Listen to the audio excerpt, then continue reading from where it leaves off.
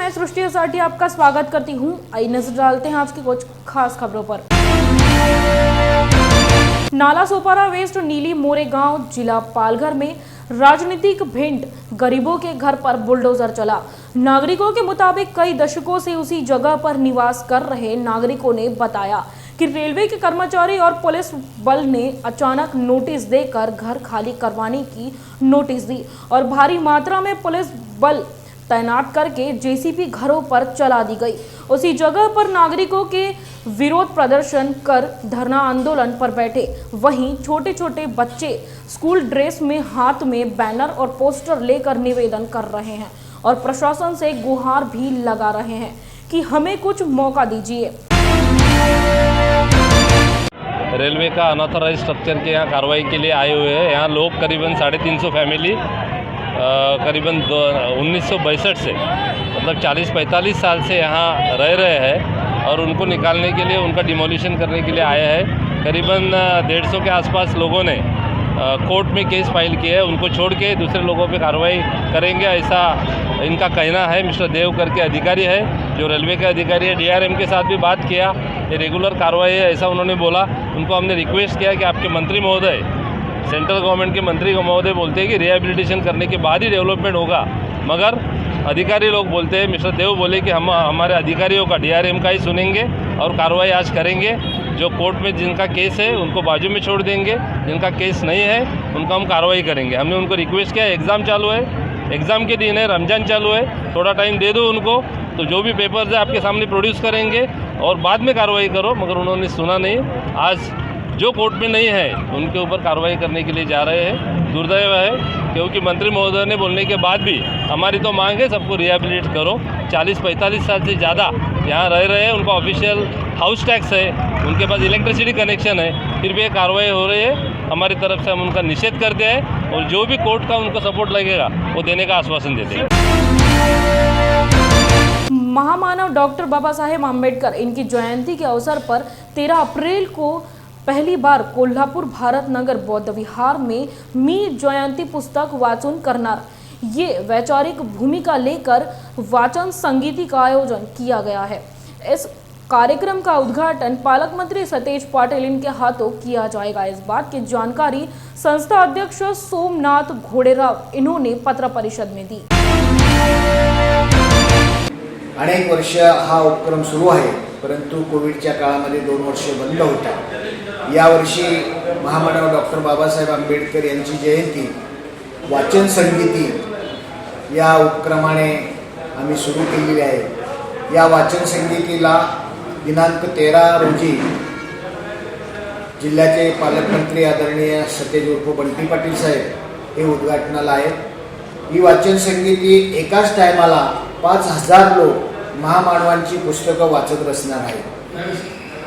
त्याचप्रमाणे 13 तारखेला ज्या कोविडमध्ये ज्या ज्या माणसांनी आपलं जीवाचं रान केलेलं आहे त्या लोकांना आम्ही कोविड सर्टिफिकेट देऊन त्यांचा सत्कार करणार आहे।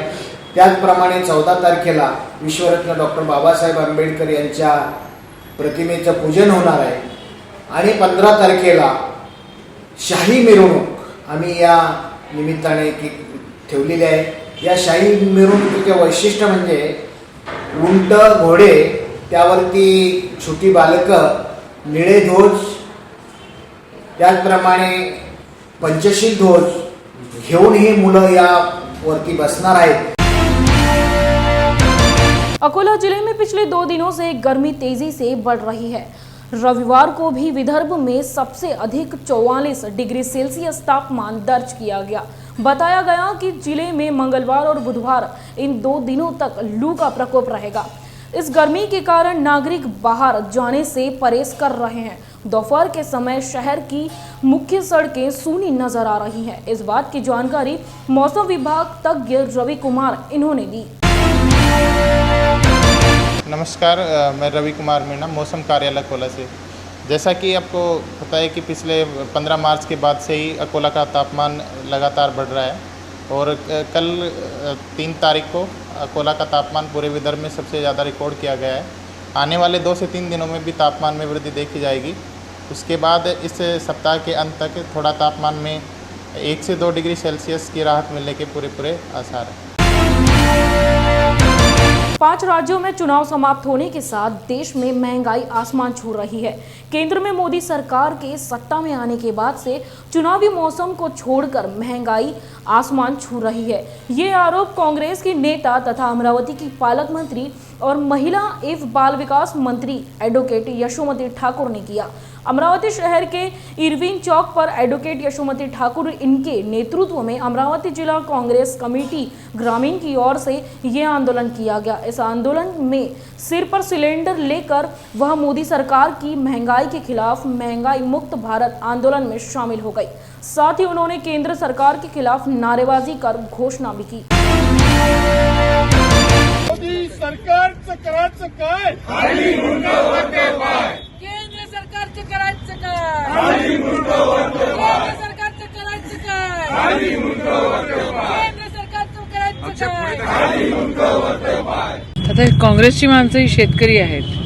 तुम्ही बघितलं असेल की यूपीचं इलेक्शन संपलं, पेट्रोलचे भाव, डिझेलचे भाव, गॅसचे भाव, तेलाचे भाव एवढे वाढले की म्हणजे आगच लागली. म्हणजे मी तर ट्विट पण केलं होतं, इलेक्शन कमिशन याच्यावर ॲक्शन घेईन का? त्रास तर होतोय, सामान्यांना त्रास होतोय.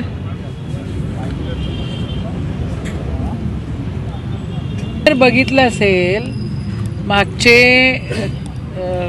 आपले साऊथचे काय स्टॅलिननी कारण सांगितलेलं आहे तुम्हाला, तेच कारण महाराष्ट्राचं पण आहे. कारण सांगितलेलं आहे ना की का नाही होऊ शकत त्या गोष्टी. केंद्र सरकारने ह्या प्रकारे एवढी महागाई वाढवणं हे अपेक्षित नाही आहे, हे त्रासदायक आहे.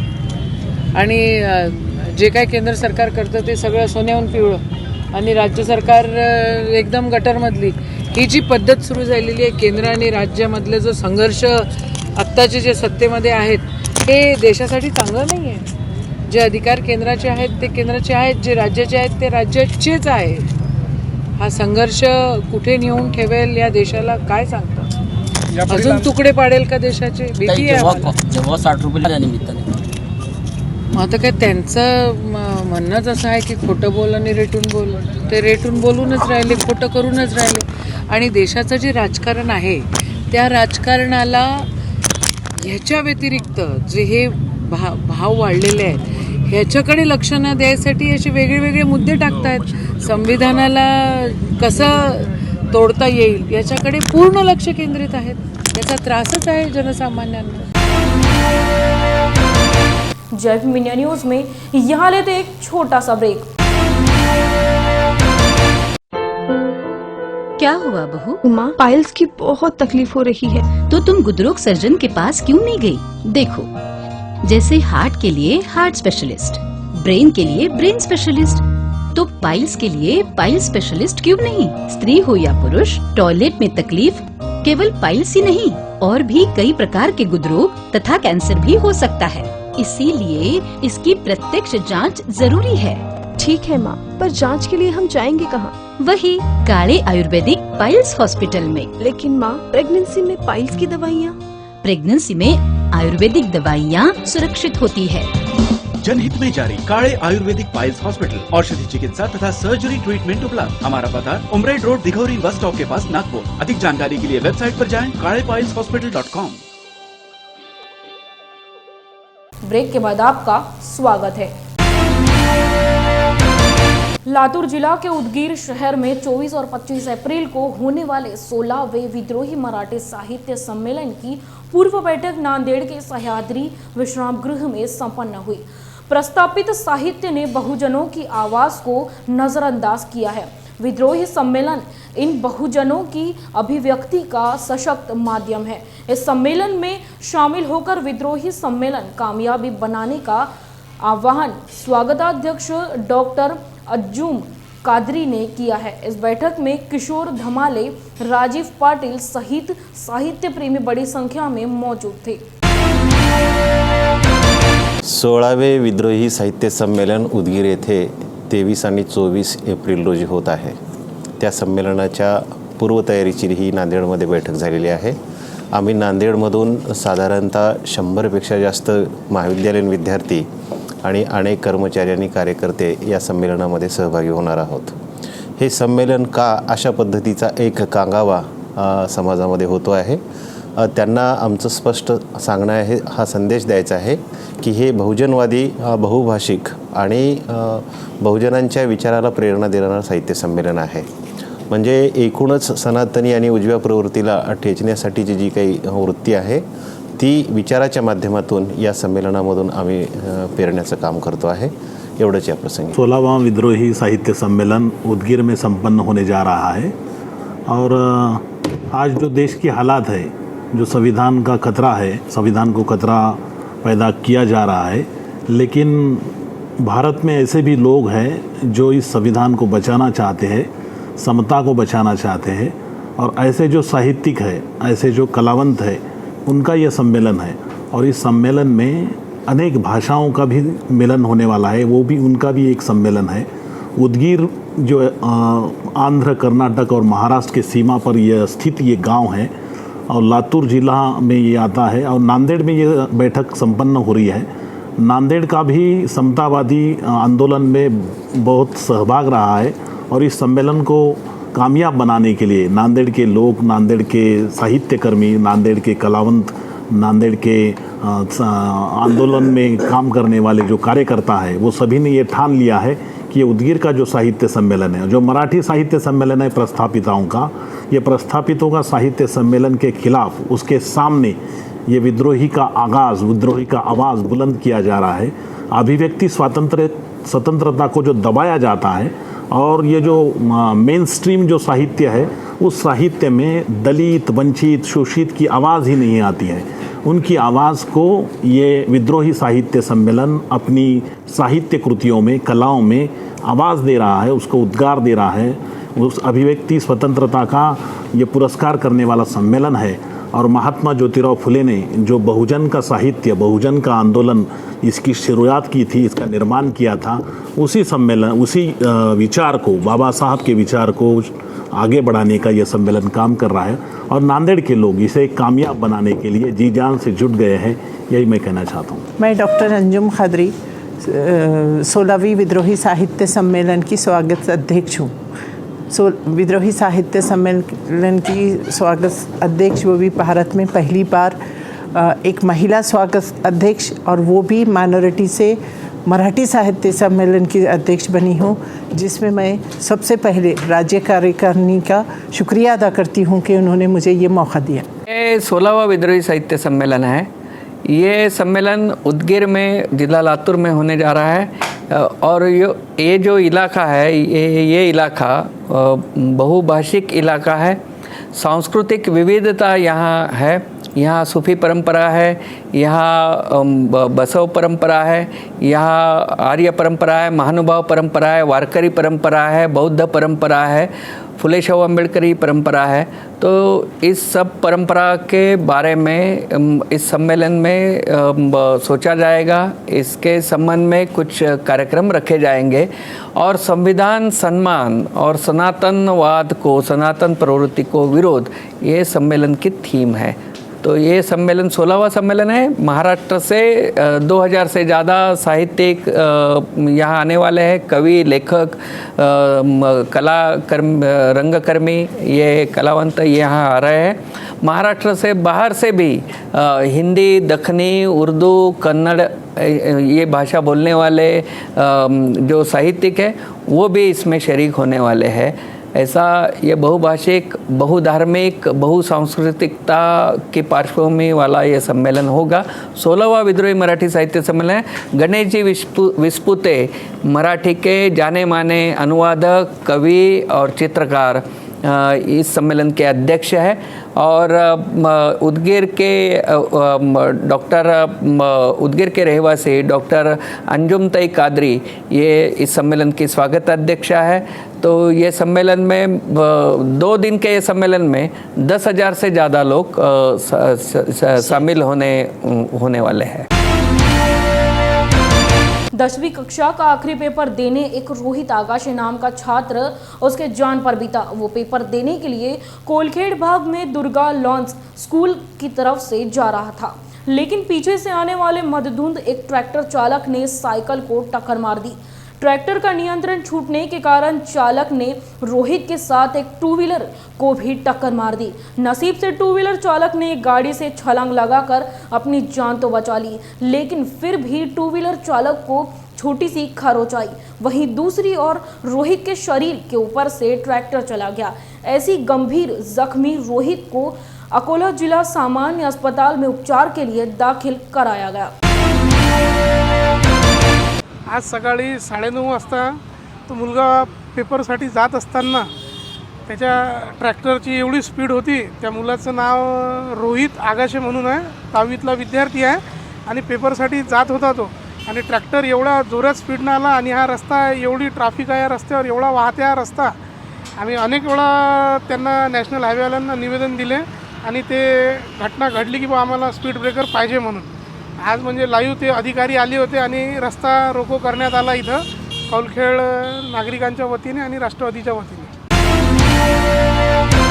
तेलारा तहसील के नज़दीक के संग्रामपुर तहसील अंतर्गत आने वाले उकली बू के भंते ज्ञान ज्योति इनके पैदल यात्रा का स्वागत विशाखा महिला मंडल और भीम योद्धा मंडल की ओर से किया गया। इस दौरान भंते विनयपाल और भंते ज्ञान ज्योति इनका प्रवचन हुआ। इस कार्यक्रम को सफल बनाने के लिए विशाखा महिला मंडल और भीम योद्धा मंडल ने प्रयास किया।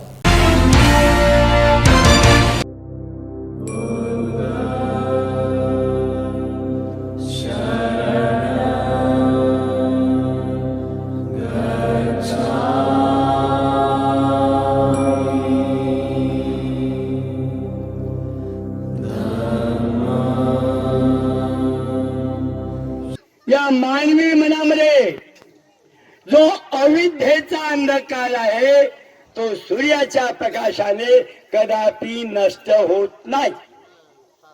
या देशात अनेक पवित्र गणल्या गेलेल्या नद्या आहेत, अनेक पवित्र तीर्थ कुंडही आहेत, परंतु त्या नदीच्या पाण्याने किंवा पवित्र तीर्थकुंडाच्या पाण्याने माणसाचं मलिन झालेलं मन, माणसाचं घाण झालेलं मन, माणसाचं विकारी मन, माणसाचं द्वेषी मन, माणसाचं क्रोधी मन त्या पाण्याने कदापि धुवून साफ होत नाही। माणसाचं मळलेलं मन फक्त एकाच पाण्याने धुवून साफ केलं जातं आणि ते पाणी दुसरं तिसरं कोणतंही नसून तथागताच्या धम्मसागरातील शीतल शील रूपी पाणी होय। महापरिनिब्बाण दिवस घ्या बोमला, म्हणजे आपल्याला शब्द सापडले ना तो कोणतेही शब्द कोणत्याही ठिकाणी आपण वापर करतो। केवळ जे सम्यक संबुद्ध असतात, तथागत असतात, सम्यक संबुद्ध असतात, त्यांच्या शरीर त्यागालाच महापरिनिब्बाण हा शब्द वापरला जातो। पण आपल्याला रेडीमेड शब्द वापरतो मिळाले असतात, आम्हालाही सवयी झाल्या आणि तुम्हालाही सवयी झाल्या, पण जे जाणकार व्यक्ती असतात ते आपल्या बुद्धीचं दिवाळ करून आपली बुद्धी काही काम करत नाही अशा प्रकारचा ते विचार करतील। तुमच्या हातात आत्ता माईक दिला, हे सम्राट अशोकापासून बुद्धापासून हे बाबासाहेबांच्या पर्यंत, अण्णाभाऊ साठ्यांपर्यंत, सावित्रीबाई फुले, रमाई, शिवाजी महाराज, संभाजी महाराज, शाहू महाराज, जिजाऊ, या सगळ्यांची गिनती तुम्ही महापुरुषांमध्ये करताय। म्हणजे आपल्याला रेडीमेड शब्द सापडून गेले तर तुमच्या कागदपत्रावर कुठल्याही कार्यक्रमात हे शब्द आपल्याला दिसतात। एखादा जाणकार माणूस असला किती मिथ्या धारणा घेऊन हे लोक जगतात असा विचार, कारण बुद्धांनी एकेका शब्दाचा याचा अर्थ काय, याचा स्वभाव काय, या व्याकरणाच्या साऱ्या प्रक्रियांची सोडवणूक करून पटिच्च समुत्पाद, पटिभाग, जप या फटिच्य समुत्पादाचं वर्णन या 24 पठ्ठाणाच्या कारणाच्या आधारावरून ते स्पष्ट करत असतं. जिला पालघर वसई वेस्ट में अध्यक्ष जोश वर्गीस, उपाध्यक्ष James Kannamura, secretary Denny George Kerala Catholic Association Vasai के माध्यम से तकरीबन 300 पैकेट चावल और गेहूं गरीब असहाय परिवार तक घर घर जाकर दिया गया. तकरीबन 50 साल से कार्यरत केरला कैथोलिक समाज एसोसिएशन के पदाधिकारियों ने सम्मानित जनता अमीर परिवारों से अपील की कि जो सरकारी दुकानों से राशन इस्तेमाल ना करते होंगे तो कृपया करके हमारे संस्था के कार्यकर्ताओं से संपर्क करें. उनका राशन हम गरीबों तक पहुंचाने में तत्पर है. वसई के अलग अलग जगहों में हर तरह की सेवा योगदान दे रहे हैं.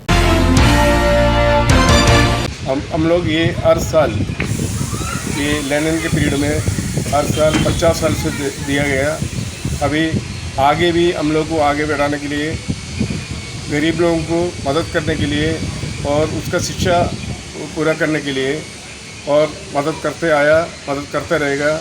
और इसी वजह से हम लोग को राशन वाले से भी बहुत कुछ मदद किया. और मदद के हिसाब से हम लोग सुलम एरिया में जो रहते हैं, सुलम एरिया में रहते हैं, उन लोगों के लिए हम लोग राशन और चावल और गेहूँ और राशन के अलावा हम लोग बाहर से भी राशन और चावल मिला और सबको दे दिया और हर साल देते रहेगा. हम 50 साल के ऊपर से ये काम कर रहा हूँ.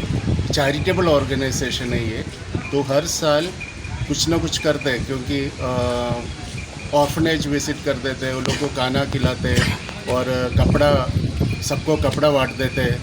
अच्छा कपड़ा बांट देते हैं, ऐसा नहीं होते पुराना कपड़ा खरीद के नहीं करते थे, अच्छा कपड़ा खरीद देते हैं. उन लोगों को गिफ्ट पैकेट बना के दे देते हैं. हर साल ये काम करते रहेंगे. ये साल भी गेहूँ चावल वो सब पैकेट बना के सबको देने के लिए. ये 50 साल से चालू है. आगे भी हमारा चैरिटी और चालू रखेंगे. उनके लिए अभी सबको, हम कैथोलिक एसोसिएशन का मेंबर के अलावा सबको यही विनती करता हूँ, आप लोग भी हमारे साथ शामिल हो जाओ. हम इकट्ठा करके सबके लिए, गरीब लोगों के लिए मदद करेंगे. उसके लिए आपका सहायता भी चाहिए. मैं Kerala Catholic Association Vasai unit का एक मेंबर हूँ. हम लोग हर साल ये जो गुड फ्राइडे, अपना लेंटन पीरियड जो कहते हैं केरला जो क्रिश्चियंस का, गुड फ्राइडे के पहले जो फास्टिंग के टाइम होते हैं उसमें कुछ ना कुछ अच्छा काम करना और किसी को कुछ मदद करना, ये हमारा लक्ष्य होता है. तो इस साल हमने ऐसा किया है कि जिनके पास ऑरेंज राशन कार्ड होता है और जो यूज़ नहीं करता है या यूज़ करता भी हो, तो 1 महीने का जो राशन है, हमने उनको एक अपील किया कि आप वो हमको गरीबों को बांटने के लिए हमारा संस्था में वो लाके दें. काफ़ी लोगों ने वो अपील को एक्सेप्ट किया और आगे आए. आज के लिए बस इतना ही. आप देखते रहिए जय हिंद मीडिया न्यूज़.